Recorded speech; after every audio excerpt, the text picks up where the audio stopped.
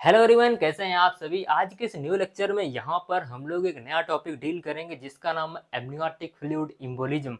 समझेंगे कि amniotic fluid embolism क्या होता है, एमनियोटिक फ्लूइड एम्बोलिज्म के क्या क्या कॉजेस, क्या क्या रिस्क फैक्टर होते हैं, क्या इसकी पैथोफिजियोलॉजी होती है और एमनियोटिक फ्लूइड एम्बोलिज्म के कंडीशन में क्या क्लिनिकल फीचर्स देखने को मिलते हैं, कैसे इसको डायग्नोस करते हैं, क्या मैनेजमेंट प्रोवाइड करते हैं, क्या क्या कॉम्प्लिकेशन देखने को मिलते हैं। ये सारी चीज़ें आज के इस लेक्चर में बहुत ही अच्छे से डील करेंगे।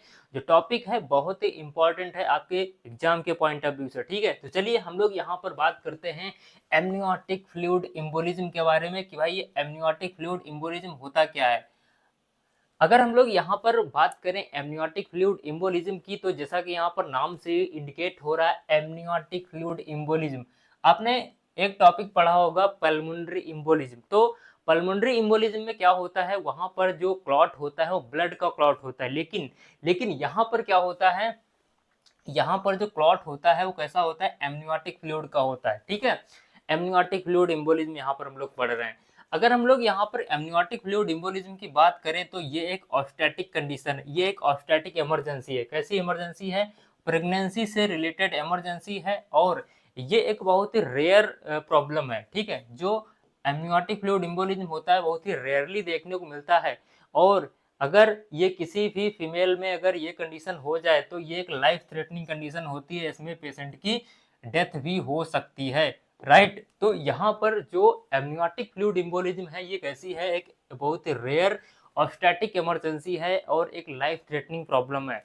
ठीक है, अगर यहाँ पर हम लोग बात करें कि एग्जैक्टली एमनियोटिक फ्लूइड एम्बोलिज्म में होता क्या है, तो यहाँ पर क्या होता है कि जो एमनियोटिक फ्लूइड होता है, जो एमनियोटिक फ्लूइड होता है या फिर जो फिटस की सेल्स होती हैं या फिर जो हेयर्स होते हैं फिटस के या फिर जो अदर डिब्रीज होती हैं, ये क्या करती हैं, ये इंटर कर जाती हैं। कहाँ इंटर कर जाती हैं, मैटरनल सर्कुलेशन में। मैटरनल सर्कुलेशन यानी कि अगर जो मदर का ब्लड होता है, मदर के ब्लड में अगर एमनियोटिक फ्लूइड या फिर फिटस की सेल्स या फिर फिटस के हेयर्स या फिर अदर जो डिब्रीज होती हैं एमनियोटिक सैक के अंदर, ये सारी चीजें अगर ब्लड मदर के ब्लड में चली जाएं, अगर मैटरनल सर्कुलेशन में अगर एंटर कर जाए तो उसकी वजह से यहाँ पर एमनियोटिक फ्लूइड एम्बोलिज्म देखने को मिलता है। ठीक है, हम यहाँ पर समझते हैं कि यहाँ पर इमेज की मदद से ये होता है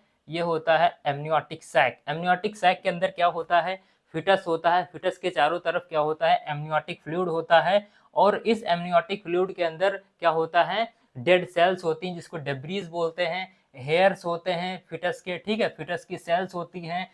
ठीक है, तो एमनियोटिक फ्लूइड होता है, एमनियोटिक फ्लूइड के साथ साथ और कई सारी चीजें होती हैं। तो ये जो मटेरियल है ना, ये जो सारा मटेरियल है, ये जो मटेरियल है ना, ये अगर मदर के ब्लड के अंदर चला जाए यानी मैटरनल सर्कुलेशन के अंदर चला जाए तो उसकी वजह से एमनियोटिक फ्लूइड एम्बोलिज्म देखने को मिलता है।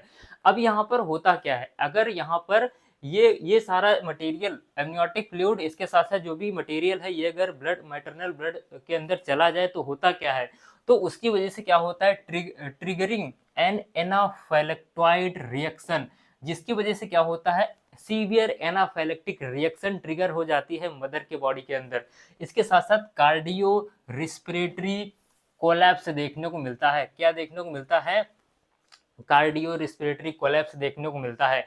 तो इसीलिए यहाँ पर ये एक लाइफ थ्रेटनिंग प्रॉब्लम है। क्या, एमनियोटिक फ्लूइड एम्बोलिज्म ये एक लाइफ थ्रेटनिंग प्रॉब्लम है क्योंकि इसमें सीवियर एनाफाइलेक्टिक रिएक्शन देखने को मिलती है और कार्डियो रिस्पिरेटरी कोलैप्स देखने को मिलता है। ठीक है, नेक्स्ट यहाँ पर जो इम्पोर्टेंट चीज है वो ये है कि जो एमनियोटिक फ्लूइड एम्बोलिज्म होता है इसको एनाफाइलेक्टिक सिंड्रोम ऑफ प्रेगनेंसी भी बोलते हैं, ये इसका दूसरा नाम है, आपको ध्यान रखना है। ठीक है, चलिए नेक्स्ट यहाँ पर हम लोग बात करते हैं रिस्क फैक्टर्स की कि भाई यहाँ पर क्या क्या रिस्क फैक्टर हो सकते हैं, एमनियोटिक फ्लूइड एम्बोलिज्म के क्या क्या कॉजेज हो सकते हैं। तो सबसे जो फर्स्ट है वो है ऑब्स्टेटिक फैक्टर्स। प्रेगनेंसी से रिलेटेड कुछ फैक्टर्स हैं जिसकी वजह से एमनियोटिक फ्लूइड एम्बोलिज्म देखने को मिल सकता है, जैसे कि रप्चर ऑफ मेम्ब्रेन। जो एमनियोटिक जो मेम्ब्रेन होती है वो अगर रप्चर हो जाए ड्यूरिंग प्रेगनेंसी या फिर ड्यूरिंग डिलीवरी, ठीक है, तो उसकी वजह से यहाँ पर एमनियोटिक फ्लूइड एम्बोलिज्म देखने को मिल सकता है। नेक्स्ट यहाँ पर यूटेराइन ट्रॉमा, जो यूट्रस है ना उसमें अगर ट्रॉमा हो जाए ड्यूरिंग लेबर या फिर सिजेरियन सेक्शन के दौरान अगर यूट्रस के अंदर ट्रॉमा हो जाए तो उसकी वजह से यहाँ पर एमनियोटिक फ्लूइड एम्बोलिज्म हो सकता है। क्योंकि यहाँ पर होता क्या है, मान लीजिए यूट्रस में ट्रॉमा हो गया, ठीक है, या फिर नेक्स्ट जो कॉज है वो है प्लेसेंटल एब्रप्शन, प्लेसेंटा एब्रेप्सियो हो गया, या फिर यूटेराइन रप्चर हो गया, या फिर सर्वाइकल लेसिरेशन हो गया। इन सारी चीज़ों में क्या होता है, ये जितनी भी कंडीशंस है ना, ये जितनी भी कंडीशंस हैं इनमें क्या होता है, जो ब्लड वेसल्स होती हैं वो एक्सपोज हो जाती हैं, ठीक है। यूट्रस की ब्लड वेसल्स या फिर सर्विक्स की जो ब्लड वेसल्स होती हैं वो क्या हो जाती हैं, एक्सपोज हो जाती हैं। तो ब्लड वेसल जब एक्सपोज होती हैं, जो वेन्स होती हैं जो एक्सपोज होंगी, तो क्या होगा, उसकी वजह से क्या होगा, जो एमनियोटिक फ्लूइड है वो इंटर कर सकता है मदर के ब्लड स्ट्रीम में, राइट। तो अगर एमनियोटिक फ्लूइड मदर के ब्लड स्ट्रीम में इंटर कर जाता है तो उसकी वजह से एमनियोटिक फ्लूइड एम्बोलिज्म की कंडीशन डेवलप हो जाती है, राइट। तो ये सारी ऐसी कंडीशन है जिसमें ब्लड वेसल्स एक्सपोज होती हैं, और ब्लड वेसल एक्सपोज होने की वजह से क्या हो सकता है, जो एमनियोटिक फ्लूइड है वो मदर के ब्लड स्ट्रीम में इंटर कर सकता है। नेक्स्ट यहाँ पर कुछ मैटरनल फैक्टर्स हैं, कुछ मैटरनल रिस्क फैक्टर्स हैं जिसकी वजह से एमनियोटिक फ्लूइड एम्बोलिज्म हो सकता है, जैसे कि एडवांस मैटरनल एज, ठीक है। मल्टी पायरिटी जो वुमेन्स होती हैं उनमें भी ये प्रॉब्लम हो सकती है, या फिर जो एक्लेम्सिया और प्रीक्लेम्सिया की जो प्रॉब्लम होती है, ठीक है, हाइपरटेंशन की प्रॉब्लम। नेक्स्ट यहाँ पर प्लेसेंटा प्रीविया या फिर प्लेसेंटा एक्रीटा जैसी कोई प्रॉब्लम है, या फिर इंडक्शन ऑफ लेबर के दौरान अगर यूट्रस हाइपर स्टिमुलेट हो जाता है, अगर हाइपर एक्सटेंड यूट्रस होता है तो इस कंडीशन में भी यहाँ पर एमनियोटिक फ्लूइड एम्बोलिज्म हो सकता है, या फिर पॉलीहाइड्रामिनोज। तो ये भी क्या है, यह है रिस्क फैक्टर, इनकी वजह से भी यहाँ पर क्या हो सकता है, एमनियोटिक फ्लूइड एम्बोलिज्म देखने को मिलता है, ठीक है। तो ये क्या हमने बात की, रिस्क फैक्टर, कॉजेज और रिस्क फैक्टर के बारे में बात किया।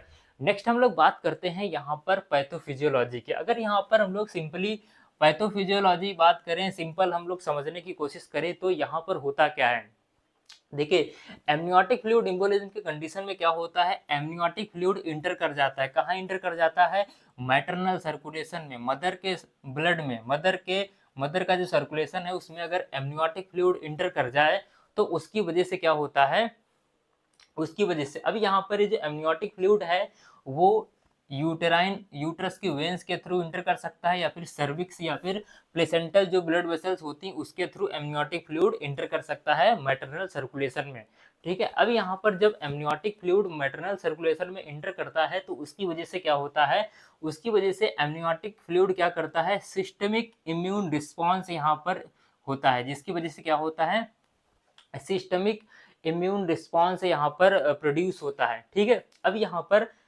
जो एमनियोटिक फ्लूइड है ये क्या ट्रिगर करता है, ये ट्रिगर करता है सिस्टमिक इम्यून रिस्पॉन्स, यानी कि एनाफाइलेक्टिक रिएक्शन को ट्रिगर करता है। अब जब एनाफाइलेक्टिक रिएक्शन होती है, ठीक है, तो उसकी वजह से क्या होता है, triggers the release of inflammatory mediators.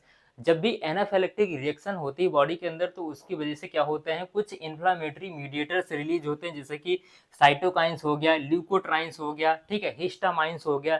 तो ये कुछ इन्फ्लामेटरी मीडिएटर्स होते हैं जो रिलीज करते हैं। अब ये जो इन्फ्लामेटरी मीडिएटर्स होते हैं ना, कई सारे सिम्टम्स को कॉज करते हैं, जैसे कि पेशेंट में ब्रोंकोस्पाज्म कॉज करेंगे, ठीक है, रेसेस वगैरह कॉज कर सकते हैं, कई सारी चीज़ें यहाँ पर इन्फ्लामेटरी मीडिएटर्स की वजह से देखने को मिलती हैं। नेक्स्ट यहाँ पर प्रॉब्लम क्या क्रिएट होती है, नेक्स्ट जो प्रॉब्लम है वो है कार्डियो रिस्पिरेटरी कोलैप्स। देखिए यहाँ पर जब भी एमनियोटिक फ्लूइड ये मैटरनल सर्कुलेशन के अंदर इंटर करता है तो उसकी वजह से क्या होता है, जो एमनियोटिक फ्लूइड होता है ये कहाँ जाता है, ये जाता है मदर के लंग्स में। मदर्स के लंग्स में जो एल्वियोलाई होते हैं वहाँ पर एमनियोटिक फ्लूइड ट्रैप हो जाता है। अब क्या होता है, जब एमनियोटिक फ्लूइड मदर के एल्वियोलाई के अंदर ट्रैप होता है तो लंग्स में क्या होता है, लंग्स को ज़्यादा एफर्ट करना पड़ता है, लंग्स को क्या करना पड़ता है, ज़्यादा एफर्ट करना पड़ता है, ठीक है, लंग्स के ऊपर ओवरलोड होता है। तो उसकी वजह से, ओवरलोड की वजह से क्या होता है, पल्मोनरी वैसोकंस्ट्रिक्शन होता है।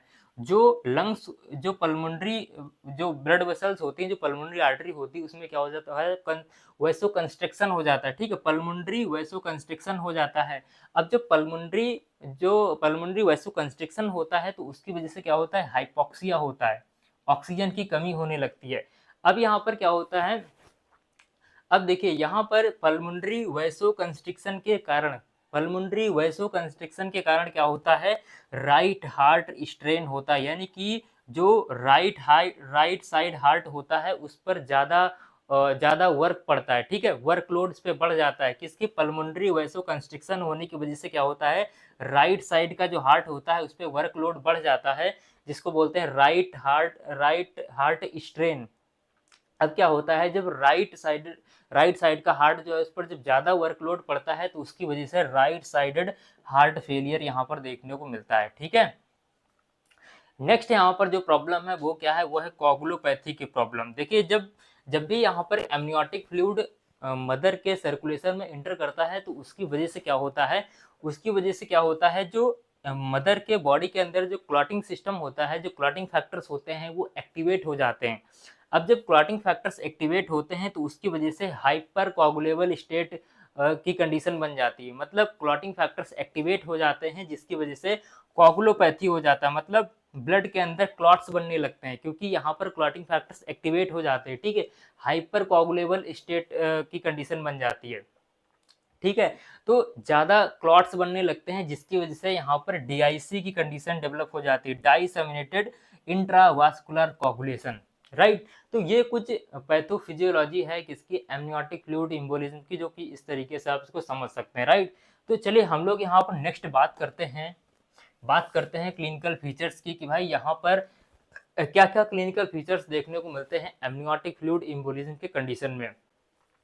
अगर यहाँ पर हम लोग क्लिनिकल फीचर्स की बात करें तो सबसे पहले बात करते हैं इनिशियल फेज में। इनिशियल फेज में क्या होगा कि जो फीमेल होगी, जो मदर होगी, उसमें सडन ऑनसेट ऑफ डिस्निया देखने को मिलेगा, सडन ऑनसेट ऑफ डिस्निया देखने को मिलेगा, यानी कि जो मदर होगी उसको सांस लेने में दिक्कत होने लगेगी सडनली, ठीक है, ब्रीथिंग डिफिकल्टी होगी। नेक्स्ट यहाँ पर क्या होगा, साइनोसिस देखने को मिलेगा। क्या देखने को मिलेगा, साइनोसिस, क्योंकि बॉडी के अंदर हाइपोक्सिया होने लगा है, ठीक है, पल्मोनरी वैसोकंस्ट्रिक्शन की वजह से क्या होता है, राइट साइड का जो हार्ट है वो फेल हो जाता है, और जब राइट साइड का हार्ट फेल होता है तो उसकी वजह से बॉडी को ब्लड सप्लाई कम मिल पाता है, बॉडी की ब्लड सप्लाई डिक्रीज हो जाती है, जिसकी वजह से साइनोसिस देखने को मिलेगा फीमेल में, हाइपोटेंशन देखने को मिलेगा, क्योंकि जब राइट साइड का हार्ट फेल होगा तो क्या होगा, ब्लड सप्लाई डिक्रीज होगा, उसकी वजह से हाइपोटेंशन होगा, टैकीकार्डिया होगा, ठीक है। जो हार्ट है वो क्या होगा, अपनी हार्ट रेट को बढ़ा देगा ताकि जो हार्ट है वो कंपनसेट करने की कोशिश करेगा, इसीलिए यहाँ पर जो हार्ट रेट है वो बढ़ा देखने को मिलेगा, जिसको बोलते हैं टैकीकार्डिया। इसके साथ साथ यहाँ पर चेस्ट पेन देखने को मिल सकता है ब्लड सप्लाई डिक्रीज होने की वजह से, ठीक है। नेक्स्ट यहाँ पर सेकेंडरी फेज की अगर बात करें तो सेकेंडरी फेज में यहाँ पर कार्डियोजेनिक शॉक देखने को मिलेगा, ठीक है, क्योंकि भाई जब बॉडी में जो ब्लड सप्लाई डिक्रीज हो जाएगा, जो हार्ट है वो ब्लड को पंप नहीं कर पाएगा, तो उसकी वजह से क्या होगा, कार्डियोजेनिक शॉक होगा। नेक्स्ट यहाँ पर पल्मोनरी एडिमा देखने को मिलेगा, राइट साइड का हार्ट फेल हो गया, इसीलिए यहाँ पर पल्मोनरी एडिमा देखने को मिलेगा। सीजर्स आने लगेंगे, क्योंकि यहाँ पर जब ब्रेन में ब्लड की सप्लाई कम होगी तो उसकी वजह से सीजर्स आने लगेंगे पेशेंट को, ठीक है। ब्लड सप्लाई कम होने की वजह से लॉस ऑफ कॉन्शियसनेस होगा, पेशेंट बेहोश हो जाएगा, राइट। इसके साथ साथ यहाँ पर लेट फेज की बात करें तो लेट फेज में यहाँ पर कोगुलोपैथी देखने को मिलेगा।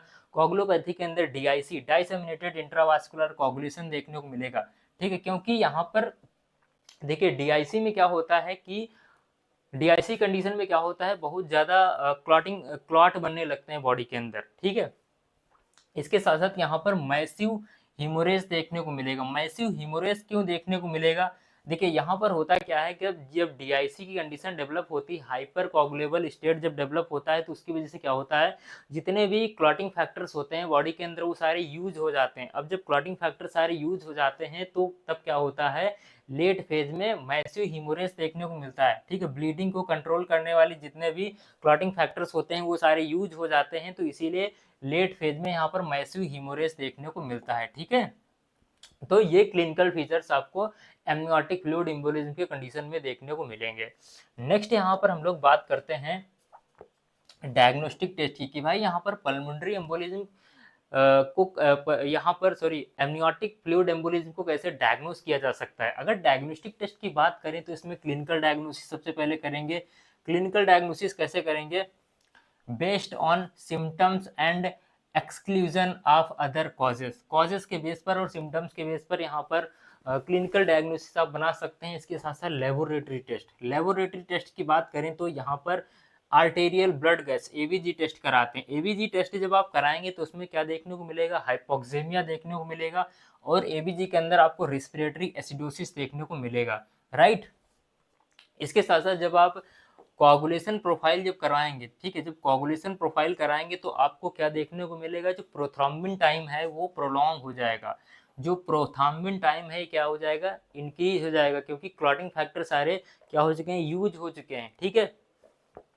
और क्या होगा, एक्टिवेटेड पार्शियल यहाँ पर थ्रोम्बोप्लास्टिन टाइम वो भी प्रोलॉन्ग देखने को मिलेगा। इसके साथ साथ लो फाइब्रिनोजन, जो फाइब्रिनोजन है वो लो देखने को मिलेंगे, क्योंकि डीआईसी पेशेंट को हुआ था, राइट। नेक्स्ट यहाँ पर क्या, कौन सा आप टेस्ट करा सकते हैं, serum tryptase and mast cell level जब आप चेक करेंगे तो क्या होगा, एलिवेटेड देखने को मिलेगा ड्यू टू एनाफाइलेक्टिक रिएक्शन के कारण, राइट। नेक्स्ट यहाँ पर आप इमेजिंग स्टडी करवा सकते हैं। इमेजिंग स्टडी जब आप करवाएंगे तो चेस्ट एक्सरे करवाएंगे। इसमें चेस्ट एक्सरे में आपको क्या देखने को मिलेगा, पल्मोनरी एडिमा देखने को मिलेगा, क्योंकि राइट साइड का जब हार्ट फेल होता है तो उसकी वजह से पल्मोनरी एडिमा देखने को मिलेगा।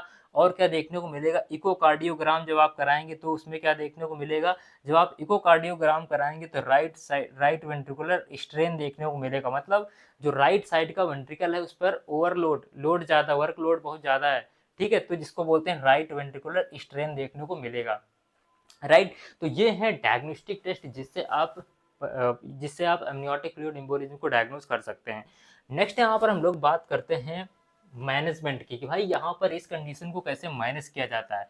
अगर हम लोग यहाँ पर मैनेजमेंट की बात करें ना, तो सबसे पहले यहाँ पर हम पेशेंट को क्या देते हैं, ऑक्सीजन देते हैं, क्योंकि बॉडी के अंदर हाइपोक्सिया हो रहा है, ऑक्सीजन की कमी हो रही है, ठीक है। जो पेशेंट है वो अनकॉन्शियस हो रहा है, कोमा में जा रहा है पेशेंट, राइट। पेशेंट को सीजर्स आ रहे हैं, किसकी वजह से आ रहे हैं, क्योंकि बॉडी के अंदर हाइपोक्सिया हो गया है, ब्लड ऑक्सीजन की कमी हो गई। तो यहाँ पर हम पेशेंट को क्या देंगे, ऑक्सीजन थेरेपी देंगे, ऑक्सीजन सप्लीमेंट देंगे, ठीक है। इसमें हम लोग यहाँ पर हाई कंसंट्रेशन में ऑक्सीजन देते हैं, ठीक है, रीब्रीथर मास्क का यूज़ करते हैं ताकि पेशेंट को हाई कंसंट्रेशन में ऑक्सीजन मिल पाए, राइट। अब यहाँ पर अगर ऑक्सीजन थेरेपी से अगर कंट्रोल नहीं हो रहा है पेशेंट को, तो हम लोग यहाँ पर इंडोट्रेकियल इंक्यूबेशन करते हैं, ठीक है। पेशेंट को इंडोट्रेकियल इंक्यूबेशन ईटीटी ट्यूब डालते हैं और उसको वेंटिलेटरी सपोर्ट देते हैं पेशेंट को, ठीक है। नेक्स्ट यहाँ पर क्या है, नेक्स्ट यहाँ पर पेशेंट को अमीनोफाइलिन देते हैं। अमीनोफाइलिन क्या करता है, अमीनोफाइलिन क्या करता है, 0.5 ग्राम स्लोली देते हैं आईवी।